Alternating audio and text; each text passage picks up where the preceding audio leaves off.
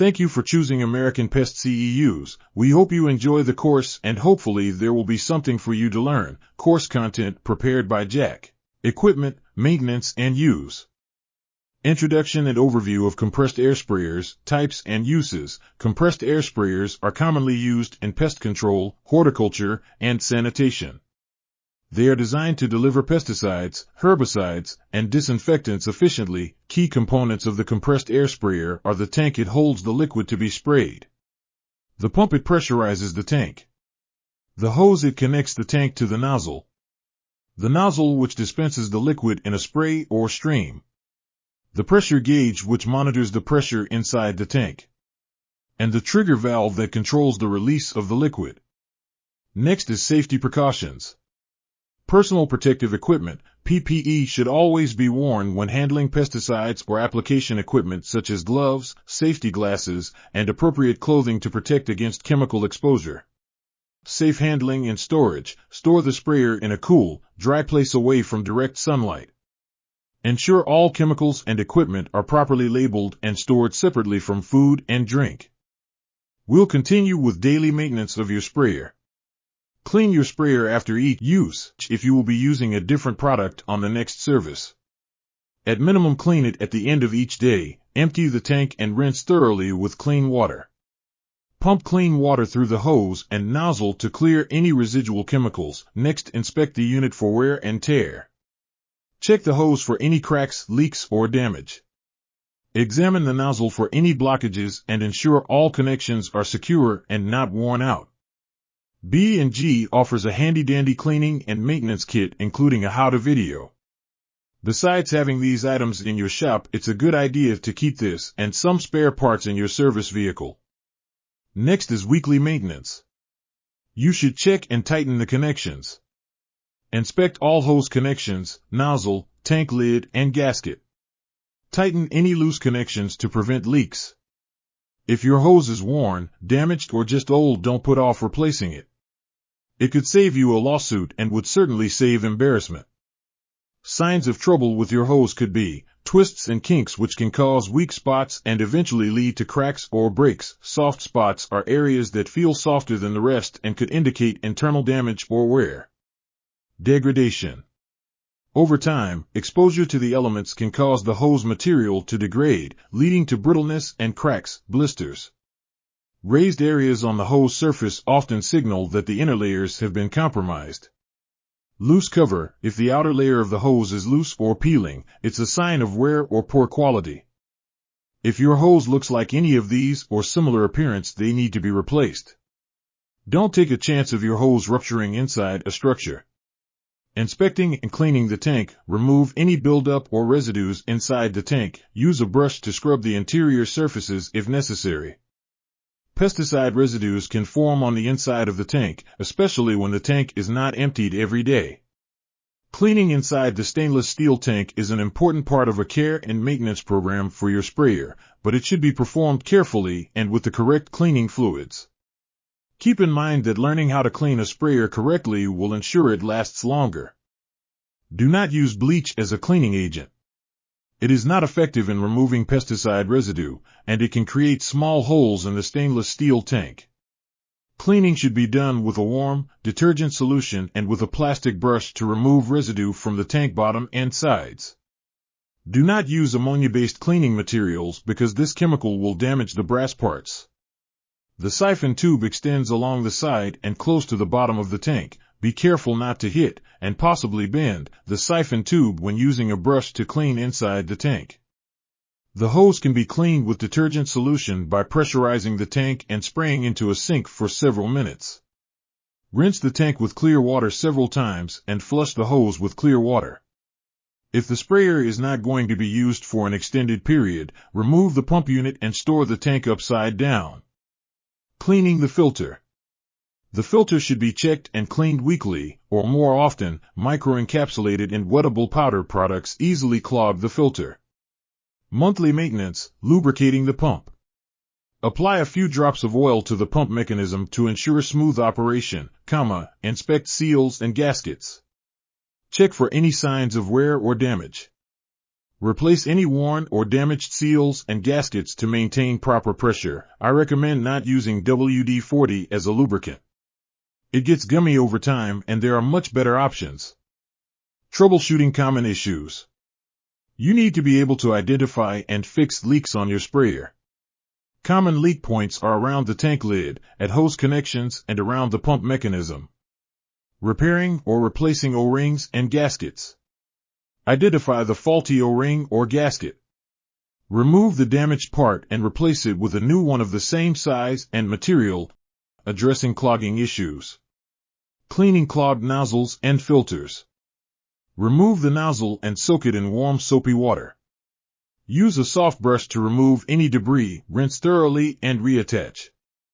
Use a stiff bristle nylon brush or softer brass brush, not a wire brush, paper clip, or wire.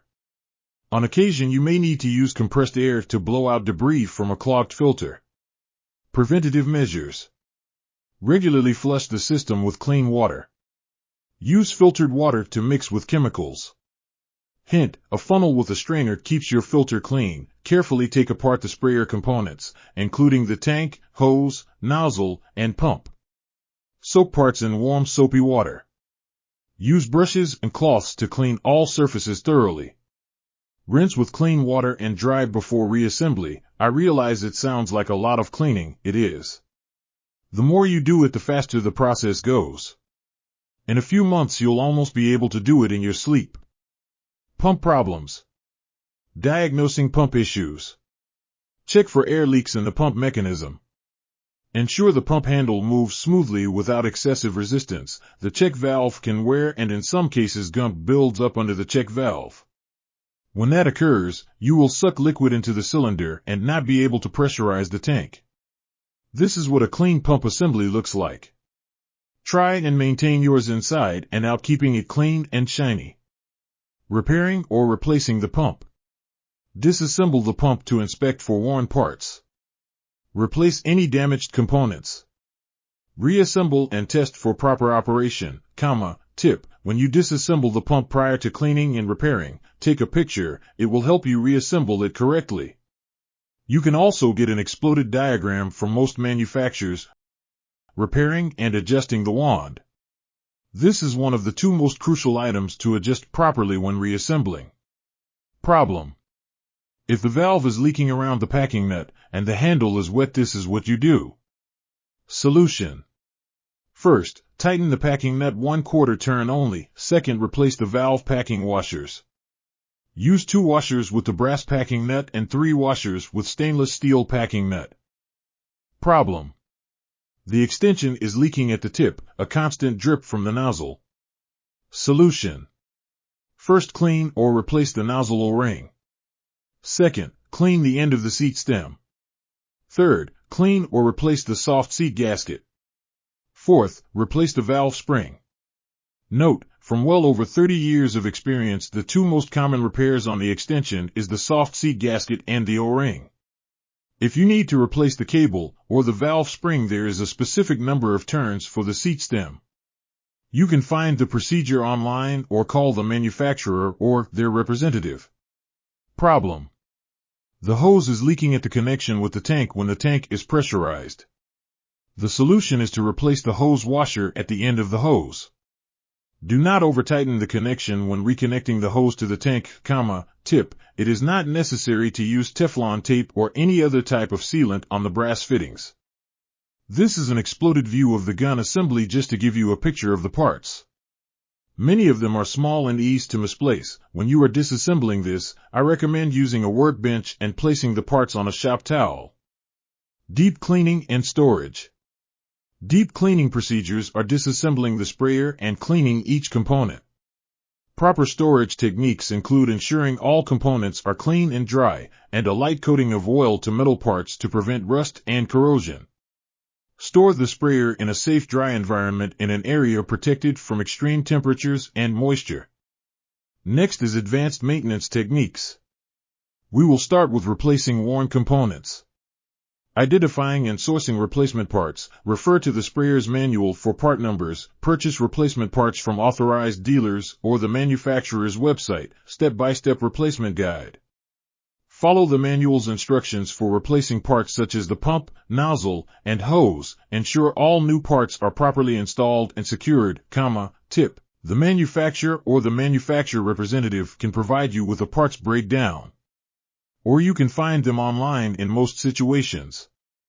Calibration and testing is next. To ensure the proper pressure and spray patterns, adjust the pressure regulator to the recommended settings, if you have one. Next, test the spray pattern on a piece of cardboard or similar surface. Fill the tank with water and pressurize. Then test all functions to ensure the sprayer operates correctly without leaks or clogs.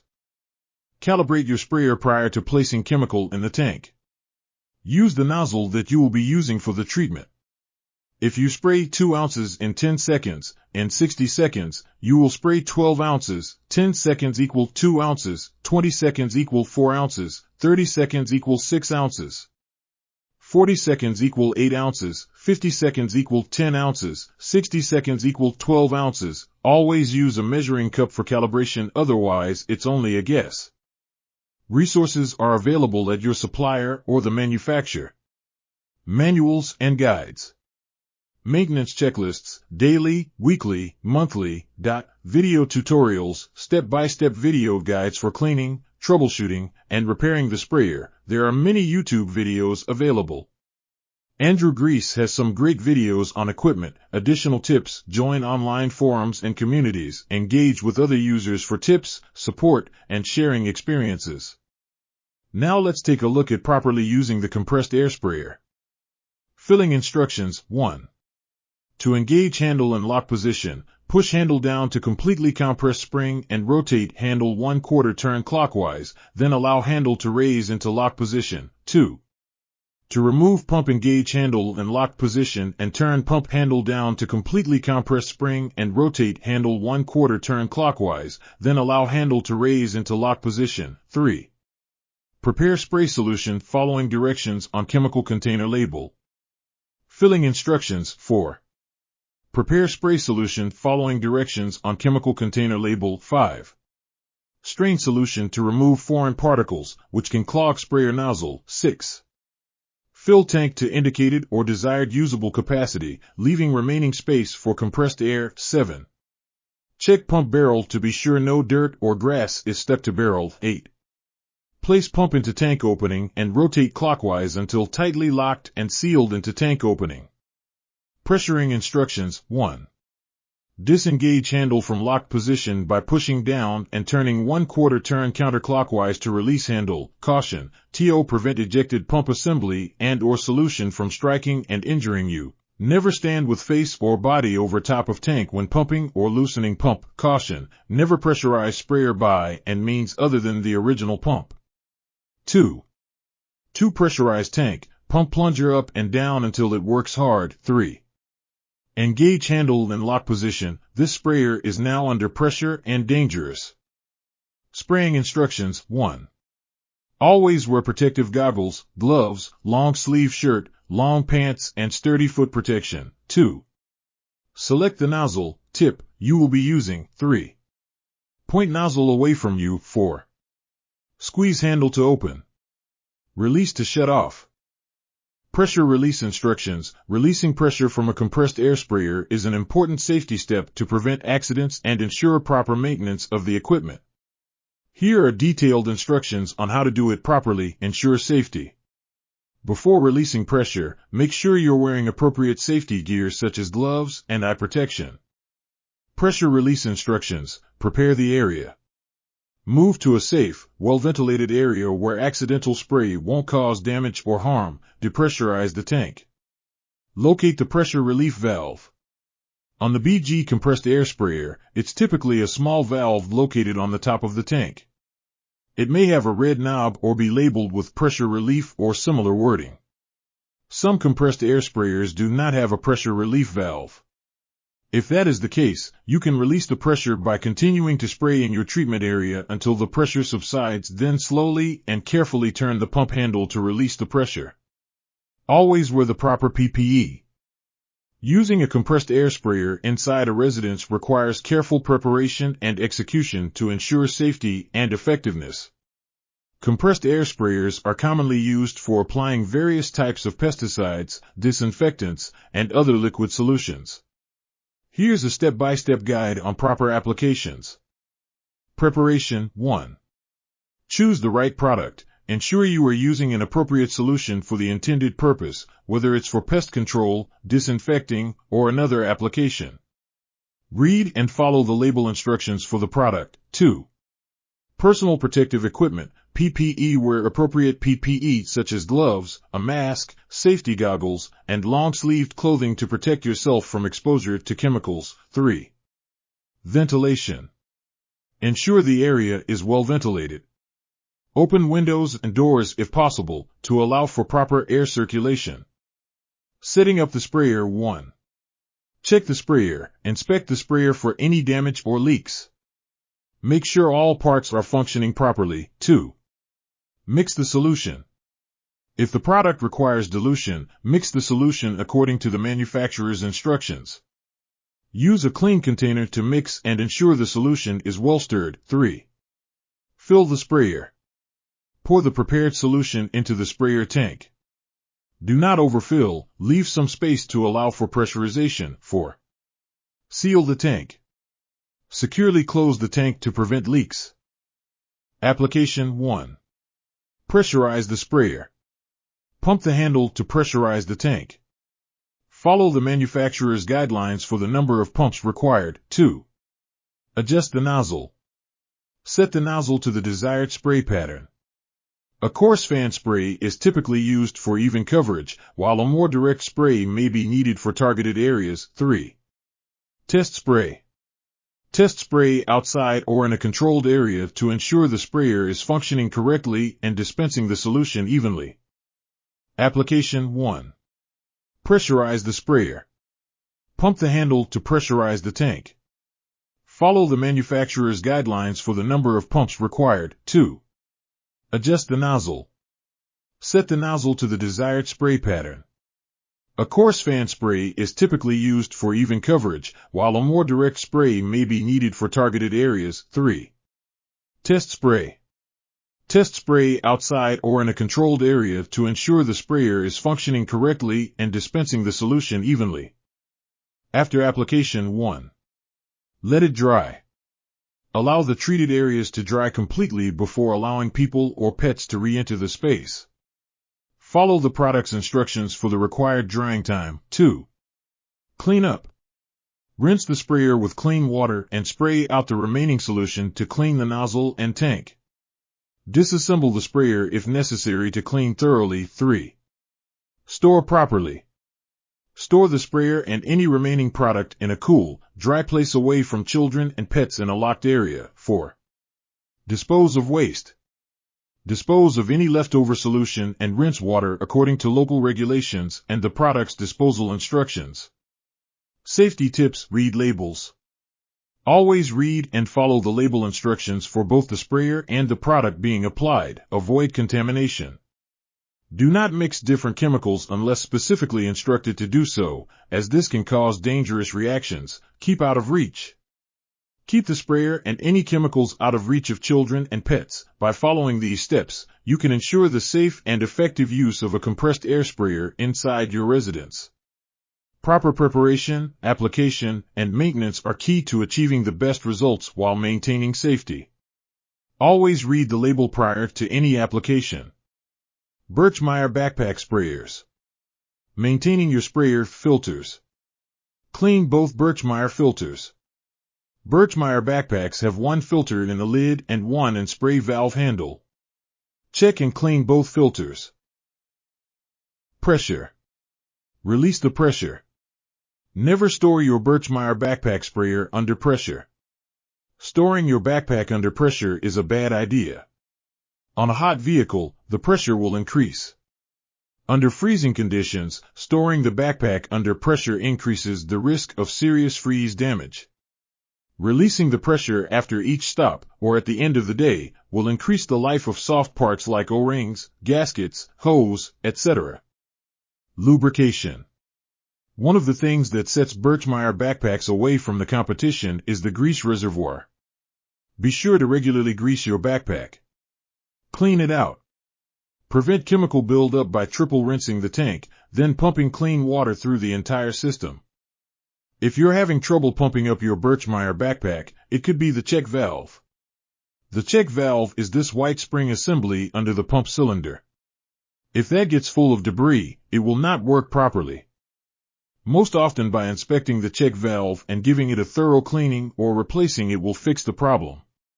Pulling off the air chamber will reveal the small white check valve that you can pry off with a screwdriver.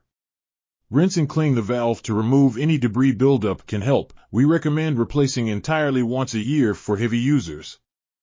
The check valve allows you to build pressure in the sprayer. As soon as debris gets into the valve, you may find that pumping and building pressure is difficult. An indication is that you will notice that there is very little resistance as you're pumping. Simply remove it with pliers by pulling straight up. Replacing the pump assembly on a Birchmeier sprayer involves several steps. Here's a general guide to help you with the process. 1. Empty the backpack. Relieve pressure. Make sure the backpack is empty and there is no pressure in the system. 2. Remove hose from pump assembly. Disconnect the hose from the pump assembly. 3. Loosen wing nut. Loosen the wing nut that connects the pump to the tank. Be careful not to lose the gasket inside. 4. Remove pump assembly. Gently pull up on the pump assembly and lay it down. 5. Remove cotter key and pin. Take out the cotter key and pin that connect the pump assembly to the pump shaft. 6. Remove black plastic piece. There are 2 screws with nuts holding the black plastic piece. Remove them and place the piece out of the way. 7. Remove pump shaft. Turn the pump shaft until the tab is out of the slot, then pull the shaft towards you, twisting back and forth if necessary. 8. Install new pump shaft. Slide the new pump shaft with the bearing into place, ensuring the tab is in the slot. 9. Reattach black plastic piece. Make sure the tab from the pump shaft is through it and tighten the bolts. 10. Reattach pump assembly.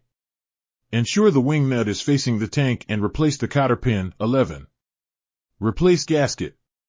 If needed, replace the gasket in the base tank nipple and screw on the wing nut. 12. Reattach hose. Finally, reattach the hose and you should be ready to service. For visual guidance, you might find it helpful to watch a tutorial video. There's one available titled Birchmeier Breakdown for Pest Control Replacing Hand Pump Assembly, which could provide you with a detailed visual walkthrough of the process on YouTube by Andrew Grease. Remember, it's important to always refer to the manufacturer's instructions or consult with a professional if you're unsure about any step in the process to avoid any damage to your equipment or injury. Keep spare parts. It's wise to keep a stock of important spare parts such as the gasket set, check valve, and lip gasket. This way, you can quickly address any issues that arise without significant downtime. Regular cleaning. Clean both filters in your Birchmeier backpack regularly, one in the lid and one in the spray valve handle. Pressure management. Always release the pressure in the system after use to prevent stress on the components. Lubrication. Utilize the grease reservoir to keep the pump well lubricated. This is a unique feature of Birchmeier backpacks that helps maintain smooth operation. Chemical buildup. Prevent chemical buildup by triple rinsing the tank and pumping clean water through the entire system after each use. Annual maintenance. Replace certain parts annually, such as the check valve, all O-rings, rebuild the spray valve, and add new Birchmeier grease in the grease piston. Don't ignore problems. Address any leaks, pressure issues, or other small problems promptly. Remember, consistent maintenance and prompt repairs can significantly reduce the likelihood of equipment failure and extend the life of your Birchmeier pump. Always consult the manufacturer's manual for specific maintenance instructions and consider professional help if you're unsure about any repair procedures. Stay safe and efficient. These are some of the parts, but not all are shown. Familiarize yourself with the owner's manual and parts breakdown. You need to know what parts you need. Using a backpack sprayer for exterior pest control pesticide applications requires careful preparation, application, and maintenance to ensure effective pest management while maintaining safety standards. Here's a detailed guide for professionals. Preparation. 1. Select the right pesticide. Choose a pesticide appropriate for the targeted pests and outdoor environment. Read and follow the label instructions carefully. 2. Personal protective equipment. Wear appropriate personal protective equipment such as gloves, a long-sleeved shirt, long pants, safety goggles, and a respirator or mask if required by the pesticide label. 3. Check the sprayer. Inspect the backpack sprayer for any damage or leaks. Ensure all parts are functioning properly, including the pump, nozzle, and seals. Mixing the pesticide. 1.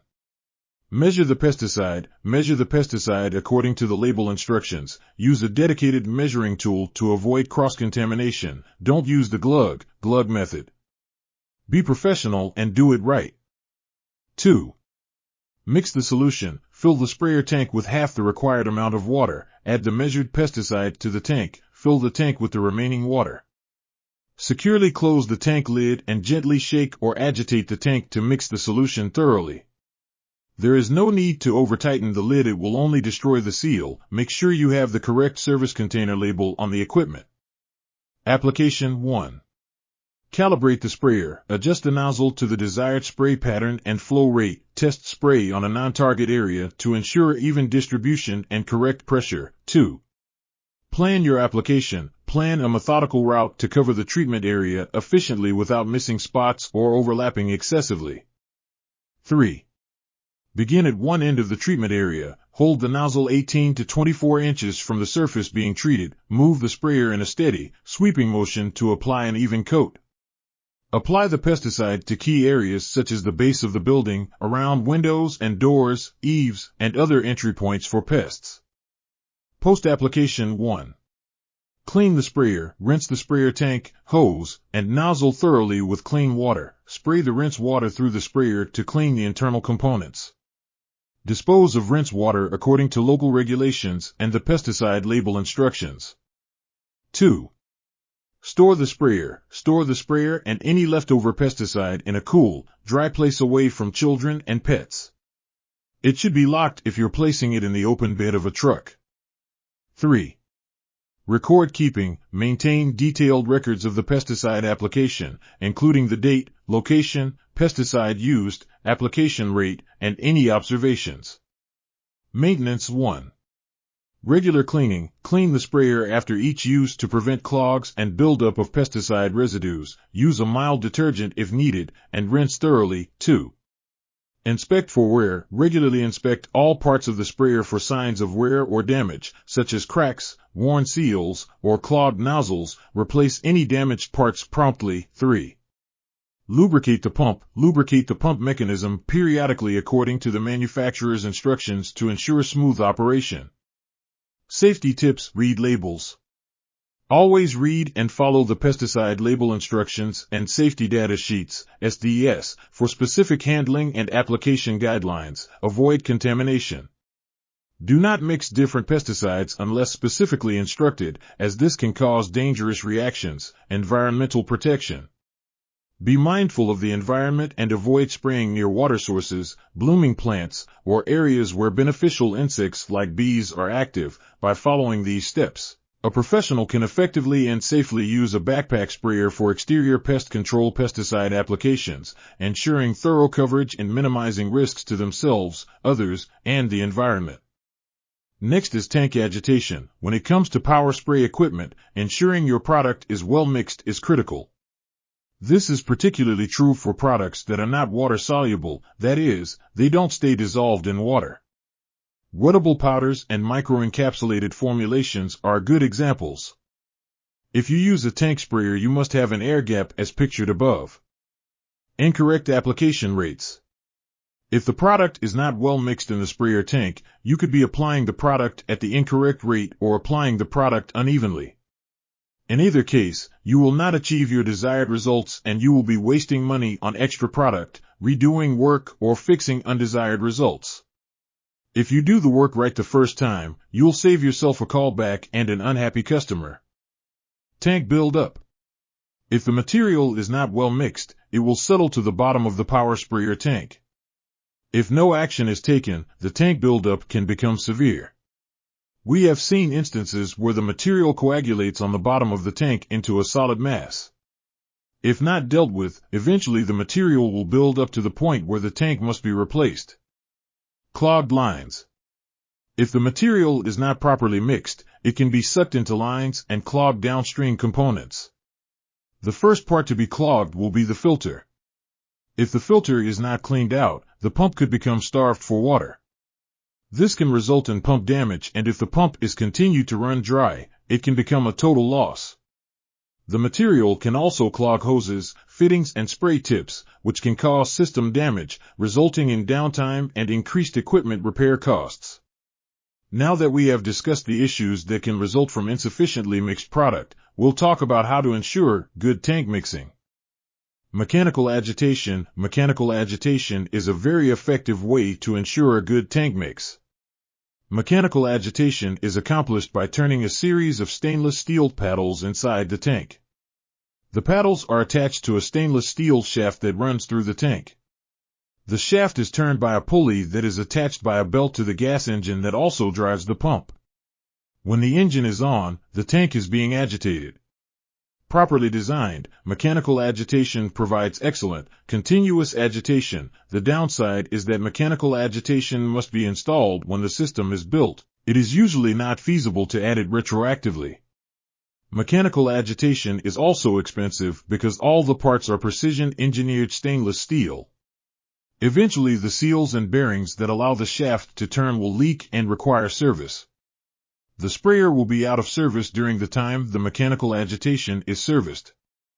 Jet agitation. Jet agitation is a more commonly used solution because of its lower cost. Jet agitation involves splitting off a portion of the pump's output back into the tank through carefully positioned jet agitation nozzles. A couple of important considerations for jet agitation.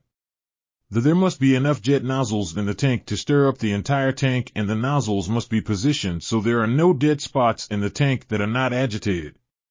It is also important to make sure that none of the agitation nozzles is positioned toward the pickup tube that feeds the pump. The flow from the agitation nozzle can interfere with the pump intake. The primary cost of jet agitation is that sometimes a larger pump is required that has sufficient output, measured in gallons per minute, to drive the agitation in addition to the spray hose or spray boom. It is important to do the appropriate calculation to ensure the system has the appropriately sized pump. If the pump is too small, performance will be unacceptable. Here are some quick rules of thumb. Liquid products require 8% of tank volume in gallons per minute for jet agitation. Dry or granular products require 12% of tank volume. For example, if planning to use a chemical in a 200-gallon tank, you will require 24 gallons per minute, 12% times 200 gallons, for agitation. Most agitation nozzles provide a multiplier, usually 3 times, 5 times, or 7 times, which increases the effect of the agitation. Said another way, the agitation nozzles reduce the flow of water required for agitation. Using the example above with 3 times nozzles, the 24 gallons per minute requirement is reduced to 8 gallons per minute, 24 gallons per minute divided by 3. Mixed tanks. Mixed tanks are separate cone-bottom tanks with dedicated high-volume pumps that mix products into water, which is then pumped into spray units. These units are great if you have multiple sprayers and a lot of material to apply. The downside is that the expense of a separate unit is incurred. Mixed tanks usually rely on high-volume centrifugal pumps to churn the material in the tank, which is then drawn out the bottom of the tank and pumped into individual sprayers. The pumps can be gas or electric powered. Premix. If you have legacy equipment with insufficient agitation, your best bet may be to premix your material in a bucket of water, then dump it into the tank. If there is a spray hose and gun, use the gun to spray back into the tank to help mix the material.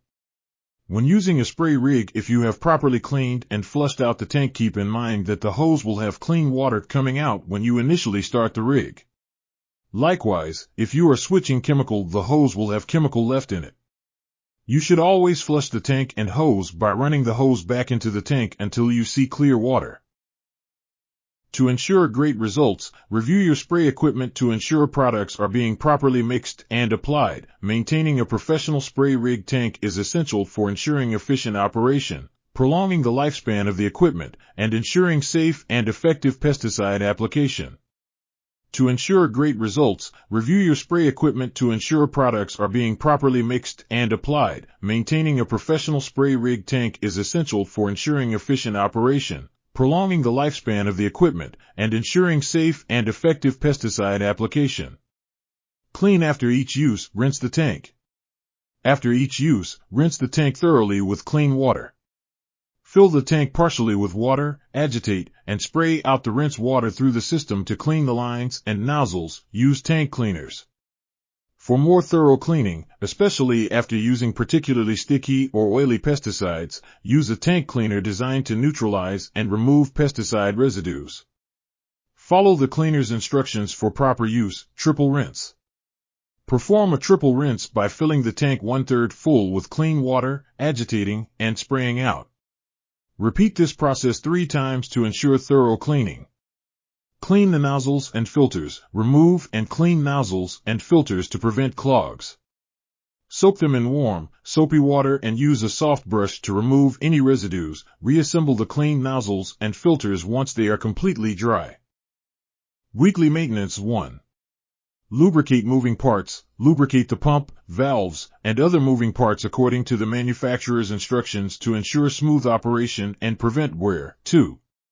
Check and adjust calibration. Ensure the sprayer is properly calibrated to apply the correct amount of pesticide. Test the output and adjust settings as needed. 3. Inspect safety equipment. Check all safety equipment, such as pressure relief valves and emergency shutoff switches, to ensure they are functioning correctly. Monthly maintenance. 1. Deep clean the tank. Perform a deep clean of the tank and all components, including hoses, nozzles, and filters. Use a tank cleaning solution if necessary. Inspect and clean the inside of the tank thoroughly to remove any buildup or residues that might have accumulated. 2. Check for wear and replace parts. Inspect all parts of the spray rig for signs of wear or damage. Replace any worn out or damaged parts promptly. Check the pump diaphragm or seals and replace them if they show signs of wear. Seasonal maintenance. 1. Winterizing the sprayer. If you live in an area where temperatures drop below freezing, it's crucial to winterize the sprayer to prevent damage from freezing.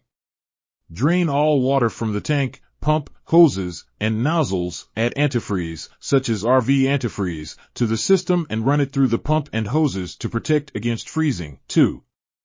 Inspect and test all components. Before the spraying season begins, conduct a thorough inspection of the entire spray rig, including the tank, pump, hoses, nozzles, and control systems.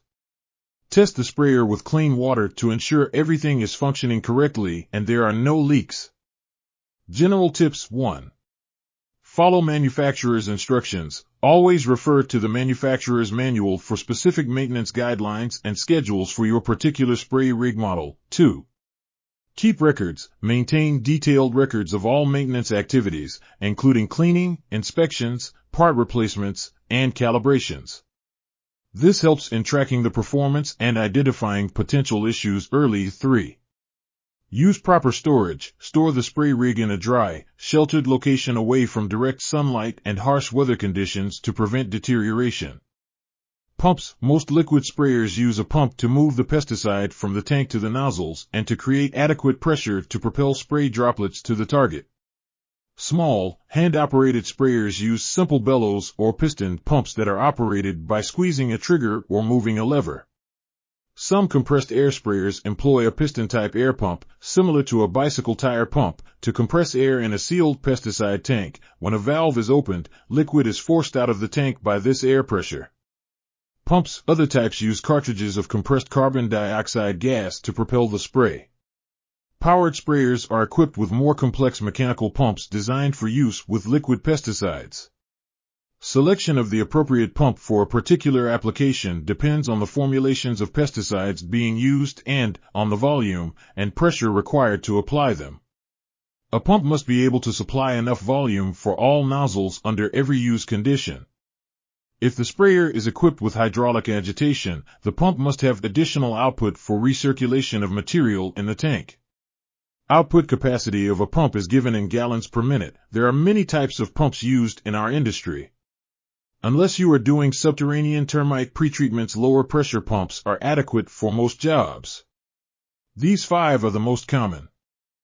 Centrifugal diaphragm gear piston roller. Centrifugal pumps are made of high-impact plastic, aluminum, cast iron, or bronze, and are heavy-duty and adaptable to a wide variety of spray applications. They produce volumes in excess of 200 gallons per minute at pressures ranging between 5 and 200 pounds per square inch. They require operating speeds between 1,000 and 5,000 revolutions per minute. Pumping action is created by a high-speed impeller forcing liquids out of the pump. Increased pressures are obtained by adding one or more stages of impellers. Fluids pass from one impeller to the next. Diaphragm pumps have only a few moving parts. Diaphragms usually wear out after a period of time and must be replaced when they begin to leak. Valves, usually made of neoprene rubber, should be replaced when they fail to seal properly. Rubber materials may be deteriorated by petroleum-based solvents found in emulsifiable concentrate formulations. They typically have an operational pressure of 20 pounds per square inch to over 700 pounds per square inch. Gear pump have a limited for low volume and low pressure with a pressure range of 20 to 90 pounds per square inch. SI. They are capable of producing spray in a range of 5 to 65 gallons per minute and operate in the range of 500 to 2,000 revolutions per minute. 2 types of gear pump designs are manufactured. The external gear design employs 2 identical gears that mesh with each other and move fluid through the pumping chamber. An internal gear design utilizes a smaller gear meshing inside a larger gear, producing the pumping action. Gear pumps are made of brass, bronze, or alloy steel. These are usually molded parts, making them difficult to repair. Gear pumps are suitable primarily for lubricating liquids such as oil sprays or emulsifiable concentrates. Wettable powders and similar formulations are not recommended for use in gear pumps because of their abrasiveness. Piston pumps. The piston pump is far the most efficient pump and has the capability of performing over a wide range of use in the application of chemicals used in structural pest control. It has the ability to produce large volumes at high pressures yet can be regulated to deliver at lower rates and pressures. The initial cost of this pump will be higher, but since it provides constant volumes, it is easier to calibrate and can be installed in such a manner to work well with either jet agitation or mechanical agitation. It has a longer service life than the roller or gear pump. Piston pumps are self-priming. Roller pumps are among the least expensive pump types. They are capable of producing moderate volumes, between 8 and 40 gallons per minute. Low to moderate pressures, in the range of 10 to 300 pounds per square inch, are possible with roller pumps, while operating speed is in the range of 300 to 2,000 revolutions per minute. Filters. Your filter should be checked and cleaned on a regular basis. Clogged filters reduce or prevent flow. Heavily clogged filter can destroy a pump or engine. Filters come in a variety of sizes. Most have a wire mesh screen. A toothbrush-sized stiff bristle brush can be used to clean the filter. A pressure gauge is an important piece of equipment for performing treatments at the proper pressure. As an example, some termiticides require applications at 25 pounds per square inch or lower. If you're performing an outdoor perimeter pest control treatment, you have to factor in the pressure, nozzle type, and orifice size of the nozzle for the correct application rate and to avoid off-target contamination, including drift. Maintaining the filters on professional pest control spray equipment is crucial for ensuring optimal performance, preventing clogs, and extending the lifespan of the equipment. Here's a detailed guide on how to properly maintain these filters. Steps for cleaning and maintaining filters. 1. Turn off and depressurize. Before performing any maintenance, ensure the equipment is turned off and depressurized to prevent any accidents. 2. Remove filters. Carefully remove the filters from the intake, inline, and nozzle areas. Note the order and orientation for proper reassembly. 3. Initial rinse. Rinse the filters under running water to remove loose debris and residues. 4. Soak in cleaning solution. Soak the filters in a solution of warm water and a mild detergent or a dedicated filter cleaning solution. Allow them to soak for 15 to 30 minutes to loosen any stubborn residues. 5. Brush and rinse. Use a soft brush to gently scrub the filters. Pay attention to the mesh and other intricate parts. Rinse the filters thoroughly with clean water to remove all cleaning solution and debris. 6. Dry filters. Allow the filters to air dry completely before reassembling them into the spray system. Do not use heat sources to speed up the drying process, as this can damage the filters. 7. Reassemble and test. Reinstall the filters correctly into the spray equipment. Test the spray system with clean water to ensure proper flow and that there are no leaks or blockages. Daily maintenance. 1. Inspect filters before each use. Check the intake filter, inline filter, and nozzle filters for any signs of dirt, debris, or damage. Ensure filters are seated properly and securely in place. 2. Clean filters after each use. Remove filters. Carefully remove the filters from the spray equipment. Pay attention to how they are installed to ensure proper reassembly. Rinse with water. Rinse the filters with clean water to remove any pesticide residue and debris. Use a soft brush if necessary to dislodge any particles stuck in the filter mesh. Use mild detergent. For more thorough cleaning, soak the filters in warm water with a mild detergent. Rinse thoroughly to remove any soap residues. Weekly maintenance. 1. Deep clean filters. Disassemble and soak. Disassemble the filters, if applicable, and soak them in a cleaning solution designed for removing pesticide residues. Follow the manufacturer's recommendations for the cleaning solution. Brush and rinse. Use a soft brush to scrub the filters gently, then rinse them thoroughly with clean water. 2. Inspect for wear and damage. Inspect the filter screens and housings for any signs of wear, cracks, or other damage. Replace any damaged filters immediately to prevent debris from entering the spray system. Monthly maintenance. 1. Replace filters as needed. Depending on the frequency of use and the type of chemicals being sprayed, filters may need to be replaced periodically. Follow the manufacturer's recommendations for filter replacement intervals. Keep a stock of replacement filters on hand to ensure timely replacements and minimize downtime. Seasonal maintenance. 1.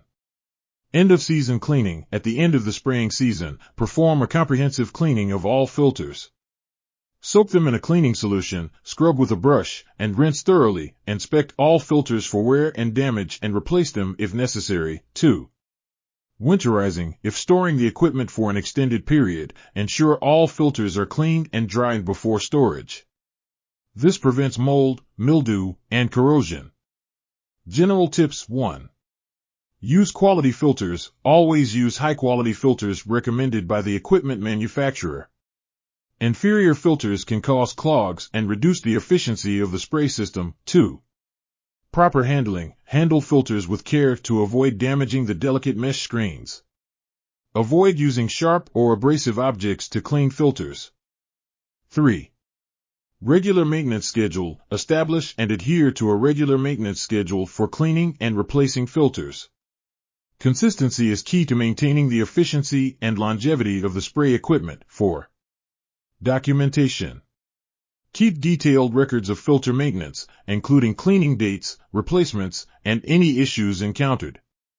This helps in tracking performance and anticipating maintenance needs.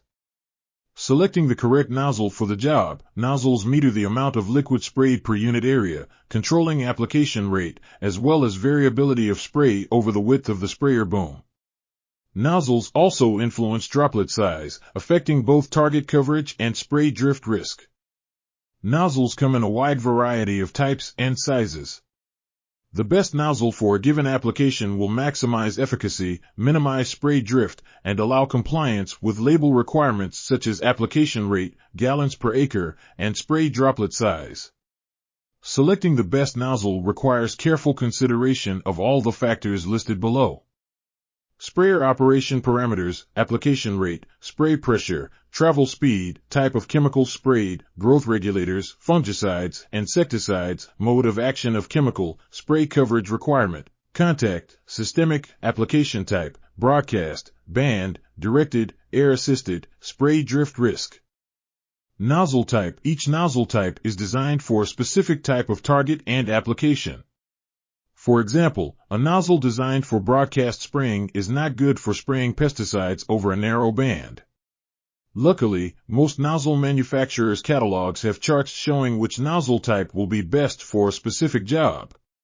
Check the websites of nozzle manufacturers to reach their catalogs. Compressed air sprayers typically have a pin stream, coarse fan spray, fine fan spray, and opening for a crack and crevice tip. This is a crack and crevice application. Spraying the baseboard is not a crack and crevice treatment. There are three basic nozzle patterns: solid stream, fan, coarse and fine, cone. Interior or exterior. Making your nozzle choice must take into consideration the treatment area, type of product, and wind speed, outdoors, to avoid drift. Backpack sprayers will also accommodate various nozzles. These are a few examples. Selecting the appropriate nozzle spray pattern for exterior pest control treatments with a backpack sprayer is crucial for ensuring effective application and minimizing waste or drift. Different nozzles and spray patterns are designed for specific purposes and target areas, and using the correct one can enhance the efficacy of your pest control efforts. Here's a guide on nozzle spray patterns and how to select the right one for exterior treatments around a structure. Common nozzle spray patterns. 1. Fan spray, flat spray, pattern. Produces a flat, fan-shaped spray. Usage. Ideal for treating flat surfaces like walls, foundations, and the perimeter around structures. Advantages. Provides even coverage over large areas. 2. Cone spray, pattern. Produces a cone-shaped spray, which can be either hollow or full. Usage. Suitable for targeting specific areas like shrubbery, the undersides of leaves, and insect nests. Advantages. Good for penetrating foliage and reaching hidden pests. 3. Stream spray, pattern. Produces a concentrated, high-pressure stream. Usage. Best for targeting precise locations, such as cracks, crevices, and other small entry points where pests may hide. Advantages. Delivers a powerful, focused spray to hard-to-reach areas. 4. Adjustable spray, pattern. Can be adjusted to produce different spray patterns, such as fine mist, broad fan, or narrow stream. Usage. Versatile and useful for various tasks, from broad coverage to targeted treatments. Advantages. Provides flexibility and reduces the need to change nozzles frequently. Selecting the right nozzle. 1. Target area and pest. Identify the specific areas you need to treat and the type of pests you are targeting. For example, use a fan spray for broad surface treatments and a cone spray for foliage. 2. Coverage and drift. Choose a nozzle that provides adequate coverage while minimizing drift. Fan sprays are suitable for large areas, but be cautious of wind conditions to avoid drift. Cone sprays can reduce drift by providing more controlled coverage. 3. Pressure and flow rate. Ensure the nozzle is compatible with the pressure and flow rate of your backpack sprayer. Nozzles are rated for specific pressure ranges, and using the wrong nozzle can result in poor performance or damage. 4. Spray angle. Consider the spray angle, measured in degrees. Wider angles such as 80 degrees or 110 degrees are good for covering large areas, while narrower angles such as 40 or 65 degrees are better for focused applications. Recommended nozzles for exterior treatments. 1. Fan nozzles. Example. T-Jet XR, extended range, flat spray nozzles. Usage. Ideal for treating the foundation, walls, and perimeter areas of structures. 2. Cone nozzles. Example. T-Jet TX, Turbo Twin-Jet, cone spray nozzles. Usage.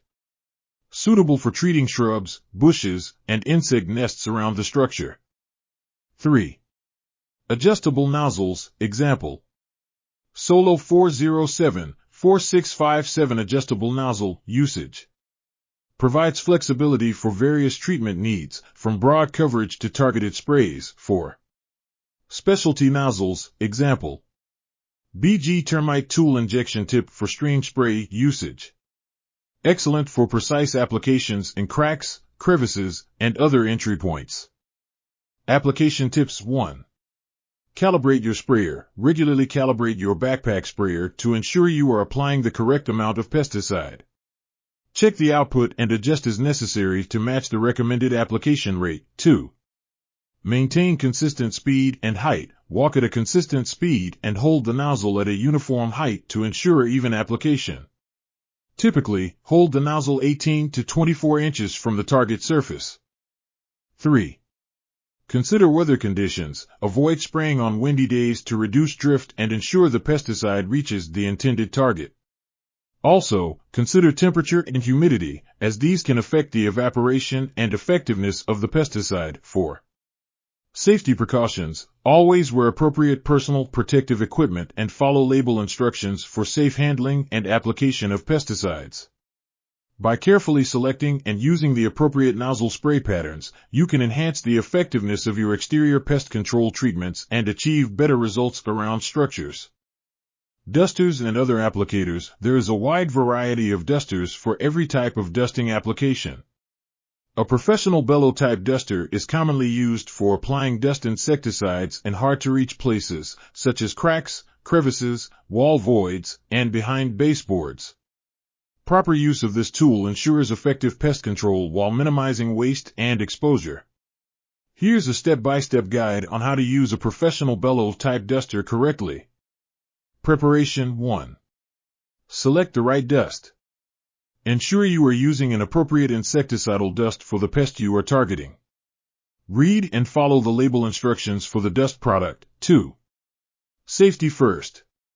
Wear appropriate personal protective equipment, such as gloves, a mask, and safety glasses, to protect yourself from inhalation or contact with the dust. Loading the duster. 1. Open the duster. Unscrew or open the filling cap of the duster. 2. Fill with dust. Using a scoop or funnel, fill the duster with the insecticidal dust. Do not overfill. The duster should be about 1/3 to half full to allow proper air movement inside. 3. Close the duster. Securely close the filling cap to ensure no dust leaks out. Application 1. Shake the duster. Gently shake the duster to break up any clumps and ensure the dust is evenly distributed inside. 2. Test the duster. Before applying, do a test puff on a piece of paper or outside to ensure the duster is dispensing the dust evenly and not in clumps. 3. Aim correctly. Point the nozzle or extension tube towards the area you want to treat. This could be a crack, crevice, or any other hard-to-reach area where pests might hide. 4. Apply the dust. Squeeze the bellow gently to release a fine, even puff of dust. Avoid over-application. A light dusting is usually sufficient. Multiple light puffs are often better than one heavy application. 5. Move methodically. Work methodically, covering all target areas. Ensure you reach all potential pest hiding spots without overloading any single area. After application 1. Clean up. Wipe down any surfaces that may have accidentally been dusted and clean any excess dust from the exterior of the duster. 2. Store properly. Store the duster and remaining dust in a safe, dry place away from children and pets. 3. Wash up. Wash your hands and any other exposed skin thoroughly after handling the dust and the duster. Maintenance 1. Regular cleaning. Clean the duster regularly to prevent clogs and ensure it operates effectively. Disassemble the duster according to the manufacturer's instructions and wash with warm soapy water. Allow it to dry completely before reassembling. 2. Inspect for damage. Periodically inspect the duster for any signs of wear or damage, such as cracks or broken seals, and replace any damaged parts promptly.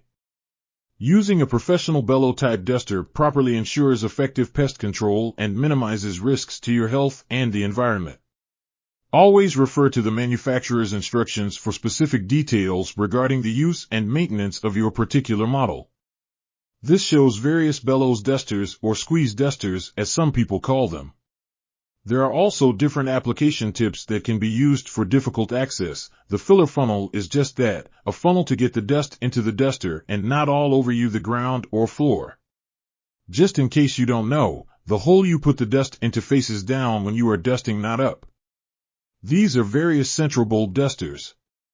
The Central Bowl duster, gray and green, holds 14 ounces of dust and comes with a 12-inch brass extension with a curved tip, which is designed for easy dusting in cracks and crevices. Others might come with various plastic application tips. These are typically referred to as plunge dusters. You pull back to pull air in and push in to force the dust out. The units left and center are for dust only. The unit to the right is for both dust and granules.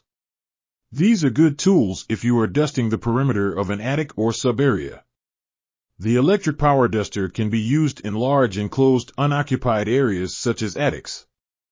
All application equipment, including dusters, must have a service container label. Vacuums. For interior control of a variety of pests, a vacuum is the first best step. As with any other pest control equipment, there is a variety of types, styles, and sizes. This is a few of the different options. Vacuums can cost as little as $60 and upwards of $1,800.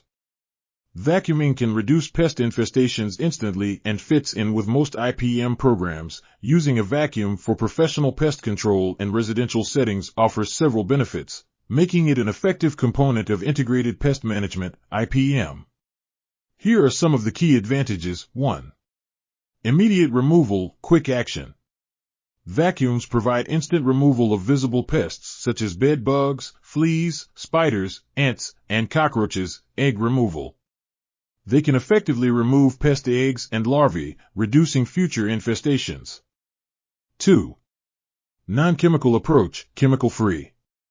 Vacuuming is a safe, non-toxic method, ideal for homes with children, pets, or sensitive individuals, reduced chemical use. It minimizes the need for chemical treatments, promoting a healthier indoor environment, 3. Reduces allergen levels, allergen reduction. Regular vacuuming can help reduce allergens from pest debris, droppings, and shed skins, improving indoor air quality. 4. Prevention of spread, containment.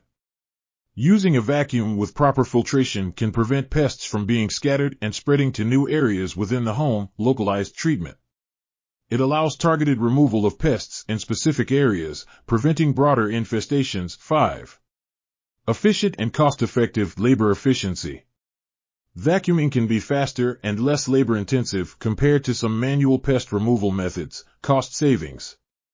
Reduces the frequency and volume of pesticide applications, leading to cost savings over time. 6. Enhanced inspection, detailed inspection. Vacuuming often requires a thorough inspection of the area, helping identify hidden infestations and potential entry points. Documentation. Professionals can track the types and numbers of pests removed, aiding in monitoring and managing infestations. Samples can be taken back to your office for proper identification. 7. Improved hygiene, sanitation. Regular vacuuming contributes to overall cleanliness and hygiene, reducing pest attractants such as food crumbs and organic debris. Odor control. Helps in removing pest-related odors by eliminating droppings and decomposing pests. 8. Versatility and accessibility, hard-to-reach areas. Vacuums with appropriate attachments can reach into cracks, crevices, and other inaccessible areas where pests may hide. Multiple surfaces. Suitable for various surfaces, including carpets, hardwood floors, and upholstery. 9. Environmentally friendly, eco-friendly. Reduces reliance on chemical pesticides, contributing to environmental conservation and sustainability. Waste management. Proper disposal of vacuum contents ensures pests and their debris are removed from the living environment. 10. Customer satisfaction, immediate results. Visible reduction in pest numbers provides immediate satisfaction to homeowners' perception of safety. Clients often appreciate non-chemical approaches, feeling safer in their homes. 11. Flexibility in treatment, adaptability. Vacuums can be used in conjunction with other pest control methods, providing a flexible approach to managing various pest problems. Seasonal adjustments. Especially useful during seasons when certain pests are more prevalent, offering a timely and adaptive response. 12. Educational tool, client education. Professionals can demonstrate vacuuming techniques to homeowners, empowering them to maintain pest control between professional visits, preventive measures. Helps educate clients about the importance of cleanliness and regular maintenance in preventing infestations. 13.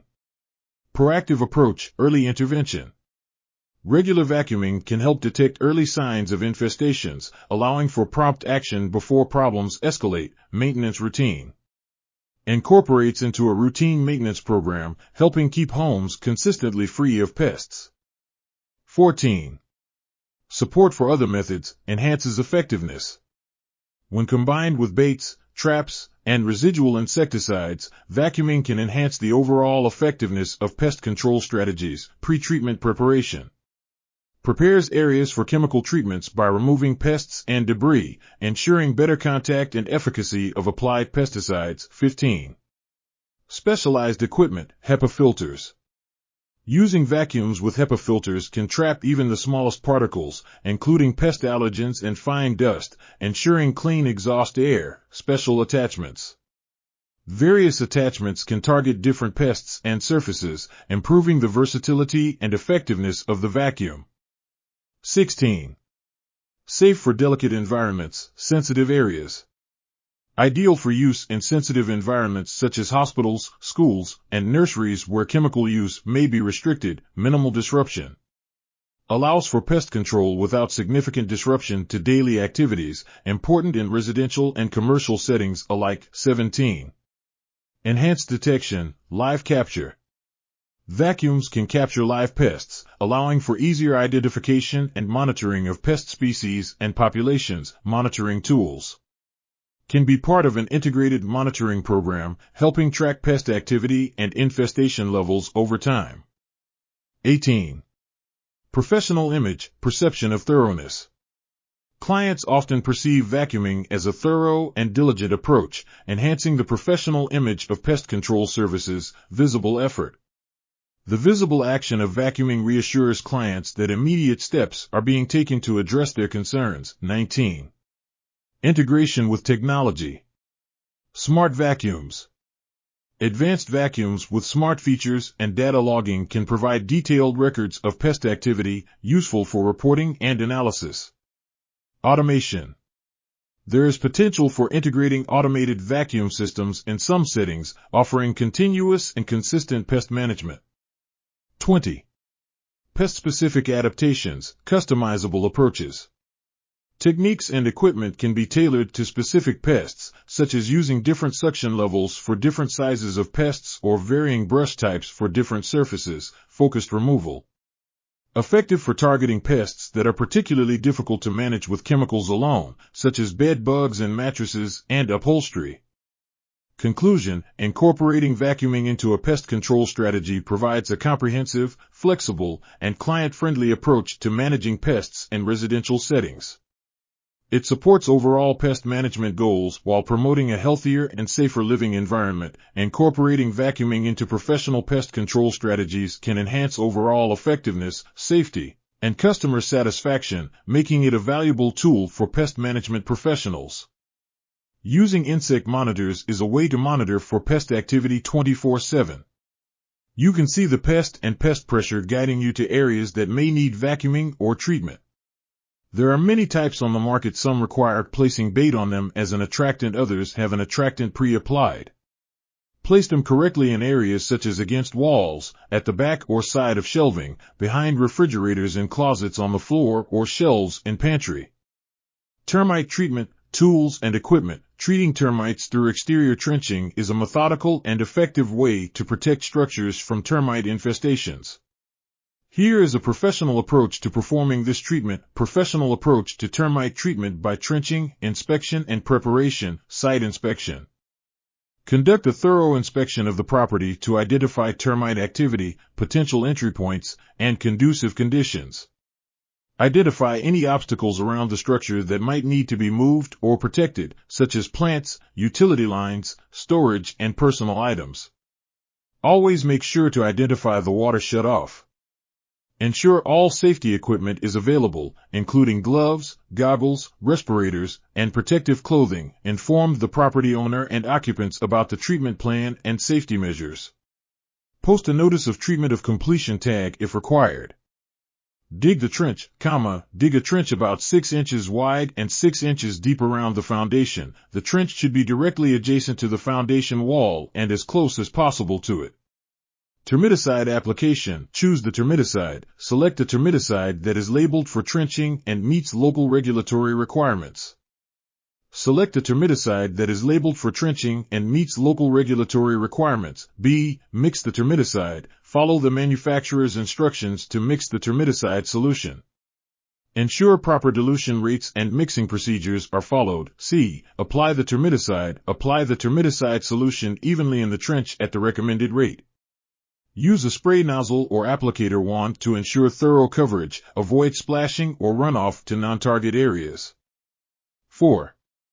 Backfilling the trench. A. Soil treatment. Treat the soil that was removed from the trench with the termiticide solution. Mix the soil thoroughly to ensure even distribution of the termiticide. B. Refill the trench. Place the treated soil back into the trench, ensuring it is compacted firmly against the foundation. Ensure the trench is filled to the original ground level. 5.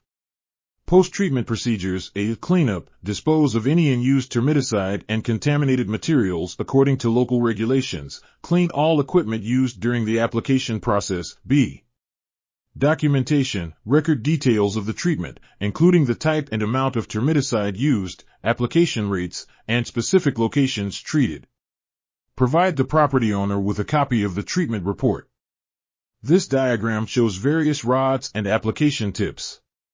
Rod treatment tips include 360-degree subslab, 90-degree subslab, and straight tips, and termite control. Different types of treatment tips are used to ensure that the termiticide is effectively distributed in the soil and under the slab.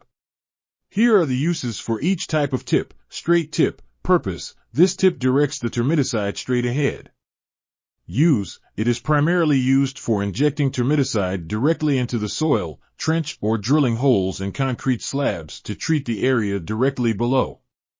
The straight tip is commonly used for subslab foam termiticide injection. This allows for deep penetration of the chemical into the soil, creating a barrier against termites. 90-degree tip. Purpose. This tip directs the termiticide at a right angle, 90 degrees, from the point of injection. Use. It is used for treating the soil along the foundation walls and beneath the slab edges. By directing the termiticide horizontally, it can effectively reach areas that might be difficult to treat with a straight tip, such as along the edges of the foundation or beneath the slab where termites might enter. 360-degree tip. Purpose. This tip disperses the termiticide in all directions around the point of injection, a full 360 degrees. Use. It is useful for creating a comprehensive barrier around the injection point. This is particularly effective for treating voids under slabs or around structural elements where termites might be traveling. It ensures a uniform distribution of the termiticide, making it harder for termites to find untreated gaps. These different tips allow pest control professionals to tailor their treatment approach to the specific needs of the structure and the termite infestation, ensuring a thorough and effective application of the termiticide. There is a variety of termite treating tools. Whichever one you have, learn to repair it. There is a variety of termite treating tools. Whichever one you have, learn which tip or rod you need for each application. Always use a tip on the rod. Using the rod without a tip will ruin the threads in the rod. Dr. Bob Davis, BCE, Technical Specialist, BASF, Pest Management Professionals have many tools and techniques available for providing termite services. These include application rigs, termiticide application rods, sub-slab injectors, short and long rods, volume applicators, JD9 guns, etc., and foaming application equipment. Using these items correctly can enhance your liquid termite services. Termite rod/subslab injector tips can be helpful in placing the dilution in the target areas. There are different tips available with different flow rates. Some are made for direct wood injection, needle treatments, foaming, etc. However, I suggest that termite professionals should have at least 3 basic rod tips. 1. Termiticide application to soil along exterior foundations. Most applications made to soil proximal to the outer and/or inner foundation walls require treatments at 4 gallons of dilution per 10 linear feet per foot of soil depth. Exception: Thermador He termiticide label allows for treatments at 2 gallons per 10 lineal feet per foot of depth. An industry-standard method of providing these treatments include trench excavation, usually 6 inches wide by 6 inches deep, and using a termite rod or termite tool to apply the dilution to the trench and rod to the top of the footer or bottom of the beam. Equipment examples include the VersaTool, VersaGun, soil probing tool, etc. Rods are available in 1/2 inch and 5/8 inch diameters. I suggest use of a 5/8 rod for most applications, stronger, more durable rod. The rods have threads at the end for application dispersal tip attachment. I strongly suggest that a tip be placed on the rod at all times. If a tip is not used, then rocks, debris, etc. can ruin the threads and no tip will be able to be used. With tip use, soil will not block the flow through the rod as frequently. I suggest applications be made into the trench and rod into the soil to the desired depth with a tip that provides a 180-degree pattern at a 20-degree down angle. I like the 2 gallon per minute tips for post-construction applications. This tip will place dilution into the trench where needed and not spray material upon the side of the house or onto the person applying. Place the rod where the spray pattern will be towards the foundation wall and not the applicator. This tip will help provide solid treated zones in the soil within and beneath the trench during the application. The professional should put soil back into the trench during the application and use the rod to mix dilution with the soil. Termiticide application to soil under concrete slabs, asphalt, etc. When a pest management professional wishes to apply dilution to the soil underneath a patio, porch, driveway, supported slab, floating slab or to soil under an impervious surface along cold joints, etc. Follow the labels for drill hole spacing. Remember that the rate for application for most of these applications is 4 gallons per 10 linear feet per foot of depth. The soil below the slab may have subsided and a void may be directly under the slab. A substab injector or a termite rod with a foot sealing ram work well for these applications. I suggest using a 2 gallon per minute 360-degree tip. This tip will promote horizontal dispersal of the dilution. A flexible wire to measure the depth of the slab through a drill hole. Then, adjust the subslab injector or application rod, with the tip attached, for the liquid to be applied below the bottom of the slab. Remember to apply enough material to meet the soil depth requirement. Subslab voids are excellent area to apply a wet foam application. You should apply 3 parts, 75% regular liquid dilution application and I part, 25% wet foam. This will enhance horizontal dispersion and vertical soil treatment. 3. Termiticide application to soil in dirt-filled porches, below voids, etc. Pest management professionals may want to maximize vertical depth of treatment. One example may be maximizing vertical penetration along the foundation wall under a dirt-filled porch with a subslab injector or termite rod, etc. The pest management professional can promote vertical penetration by using a 2 gallon per minute beveled, single-board straight void tip. Once again, a liquid/wet foam application can help provide horizontal dispersion and void treatments as well as vertical penetration along the foundation wall. 4. Use of rod tips can enhance the quality of your termiticide treatments.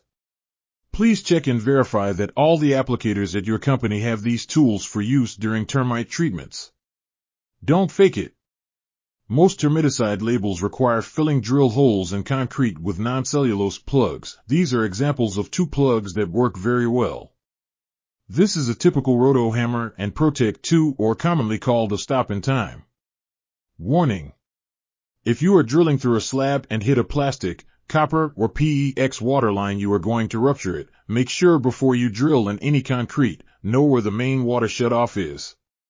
If there isn't one at the house, but only in the ground, usually near the sidewalk, have the cover open and a tool handy to shut it off. Sometimes every second counts. It's not uncommon on slab home to have electric, heating ducts, hot water or electric floor heating or plumbing in or under the slab. Don't ever drill without a Protect 2. Using a drill power interrupter, also known as a ground fault circuit interrupter, GFCI, or a residual current device, RCD, is essential for safety when drilling into concrete inside a home. Here's a step-by-step guide to ensure proper use. 1. Preparation. Select the right equipment. Ensure you have a suitable drill, hammer drill for concrete, and appropriate drill bits, masonry bits. Safety gear. Wear safety glasses, gloves, and a dust mask to protect yourself from dust and debris. Locate power source. Identify the power outlet you will use and ensure it is functional and within reach. 2. Inspect the drill and interrupter. Check the drill. Ensure the drill is in good working condition, with no frayed wires or loose parts. Examine the interrupter. Inspect the GFCI or RCD for any signs of damage. Test it by plugging it into an outlet and pressing the test button. It should cut off power. Reset it to restore power. Setting up. Plug in the interrupter. Connect the GFCI or RCD to the power outlet. Connect the drill. Plug the drill into the GFCI or RCD. This ensures the drill is protected from electrical faults. Locate the building water shutoff prior to the start of drilling. 4. Drilling procedure. Mark the spot. Use a pencil or chalk to indicate where you need to drill. Set the depth. If your drill has a depth gauge, set it to the required depth to avoid drilling too deep. Start drilling. Hold the drill firmly and start drilling at a slow speed to create a guide hole. Increase the speed gradually as you go deeper. Let the drill do the work. There is no need to push the drill down hard. You will only burn the drill tip and possibly get the bit stuck in the concrete. As you are drilling, pull the bit up to the top of the hole regularly. This will clear the cement dust and allow the drill to work easier. Always has a shop brush and dustpan to clean up. Here is a tip. When you are drilling a slab on the interior of a structure and want to keep it clean, use a plunger cup. Put the plunger cup on the floor over the spot you want to drill. Put the drill bit in the hole and start drilling. When you're done, carefully remove the cup and clean up the dust. 5. Monitoring and safety. Monitor the drill. Pay attention to the drill's performance. If it struggles or stops abruptly, check for any issues. Interrupter function. The GFCI or RCD will cut off power if it detects an imbalance, indicating a possible fault. If this happens, stop drilling and inspect the drill and the outlet for any issues. Tips for safe drilling. Avoid water. Ensure the area is dry and free from any moisture. Correct positioning. Hold the drill with both hands and maintain a stable stance to control the drill effectively. Cooling the bit. Occasionally withdraw the bit to clear dust and allow it to cool, especially if drilling a deep hole. Troubleshooting. Interrupter tripping. If the GFCI or RCD trips repeatedly, there might be an issue with the drill or the power source. Inspect for any obvious faults and consider using a different outlet or interrupter. Drill overheating. If the drill becomes excessively hot, stop and let it cool down before continuing. Using a GFCI or RCD adds an important layer of safety by protecting against electric shocks and preventing potential hazards when working with electrical equipment in potentially risky environments, like drilling into concrete. Localized treatments of drywood termites. This is an overview of drywood termite localized treatments. Use termiticides specifically labeled for drywood termites. Common active ingredients include fipronil, imidacloprid, and permethrin. Preparation. Gather necessary equipment, drill, termiticide injector, protective gear, gloves, mask, goggles, and wood putty or wood plugs for sealing holes. Drilling. Identify termite galleries using a moisture meter or termite detection device. Drill holes into infested wood, ideally into the galleries.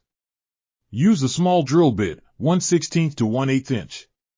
Holes should be spaced a few inches apart and cover all suspected areas.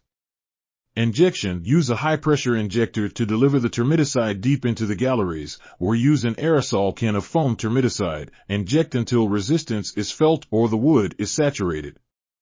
Follow the product label for specific injection amounts and pressure settings. Post-application, seal the injection holes with wood putty or a similar material to restore appearance and prevent re-entry. Dispose of any excess termiticide and clean the equipment thoroughly. Dusts. Selection of dust. Choose insecticidal dusts such as silica gel or boron dust. Preparation. Required equipment: dust applicator, bulb duster, drill, protective gear. Drilling. Similar to liquid termiticides, drill holes into the infested wood, targeting the galleries. Application. Apply dust using a duster. Puff small amounts into each hole until you see dust emerging from adjacent holes, indicating thorough coverage. Post-application, seal the holes and clean up any excess dust. Non-chemical treatments, heat treatments equipment, commercial heat treatment equipment or portable heaters. Preparation, clear the area of flammable materials and sensitive items. Ensure good air circulation. Application, use heaters to raise the temperature of the infested area to 120 to 140 degrees core temperature of the wood. Maintain this temperature for at least 30 minutes to ensure termite mortality. Monitoring, use thermal sensors to monitor the temperature during treatment. Ensure uniform heat distribution to avoid cold spots. Borate treatments. Borate-based wood preservatives can be applied to unfinished wood. Apply only to the point of runoff. This creates a barrier that prevents termite infestation. TIMBOR Professional is a water-soluble, inorganic borate salt with insecticidal and fungicidal properties effective against wood-destroying organisms, including the target pests listed below. Apply TIMBOR Professional as a liquid solution, powder, or foam. TIMBOR Professional is an effective treatment for wood and wood foam composite structural components to kill and prevent infestations of decay fungi including white rot, brown rot, i.e., poria, and wet rots. This product may be used for preventative treatment before signs of infestation for wood in existing structures and for remedial treatment of infested wood in existing structures. Borate wood treatment solution, e.g., Timbor, Boracare, drill with a long wood drill bit, typically 1/16 inch or similar, syringe or professional wood injection system, safety gear, gloves, goggles, mask, ladder, if treating elevated wood, sealant or wood putty, optional, for cosmetic purposes. Instructions: identify infested areas, locate the areas where termites are present. Look for signs such as termite droppings, frass, damaged wood, or exit holes. Prepare the borate solution. Follow the manufacturer's instructions to mix the borate solution if it's a concentrate. Typically, the solution is mixed with water. Drill injection holes. Use a drill with a long wood bit to create holes in the infested wood.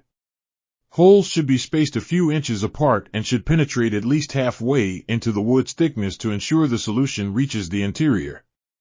Drill holes at a slight downward angle to help the solution penetrate more effectively and prevent it from running out.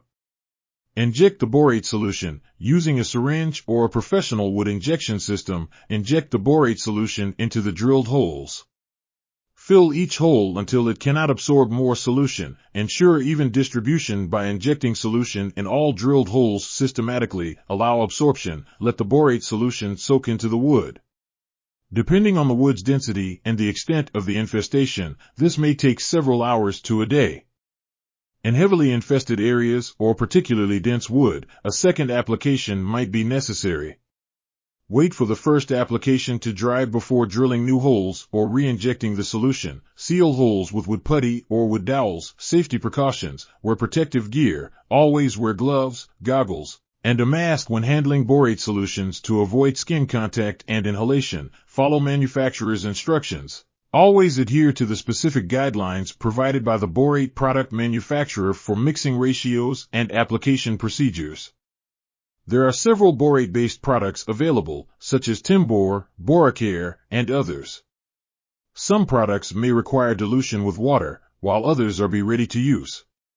Choose a product that best fits your needs and follow the manufacturer's instructions precisely.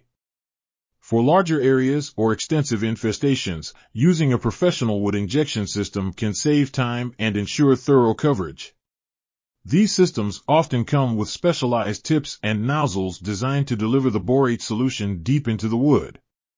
For smaller areas, a high-quality syringe can be effective. Depth of injection holes. The depth of the holes should ideally reach the center of the wood or the known infestation depth. This ensures that the borate solution penetrates effectively and reaches the termite galleries. Monitoring moisture content. Wood moisture content can affect the absorption of borate solutions. Wood with higher moisture content can absorb the solution more readily. Consider using a moisture meter such as the eye tracker to assess the wood's moisture level before treatment. Drilling holes. Spacing. Space holes a few inches apart. Angle. Drill at a slight downward angle. Depth. Aim for halfway through the wood. You may need a 6-inch long bit to drill to the proper depth. Injecting the solution. Inject slowly. Allow the wood to absorb the solution gradually. Monitor absorption. Refill holes as necessary until wood is saturated. Repeat if needed. For dense wood or severe infestations, a second application might be necessary. Post-treatment. Drying time. Allow sufficient time for the solution to dry and absorb completely. Seal holes. Use wood putty or dowels for a clean finish. By following these additional tips and the detailed steps, you can maximize the effectiveness of borate treatments and protect the structure from drywood termite infestations. We sincerely hope that during the hour you've spent on this course you have learned something to take away. Important things to remember is keeping your equipment clean and well maintained at all times. Be careful when treating, whether it's doing a pest control treatment or treating for termites.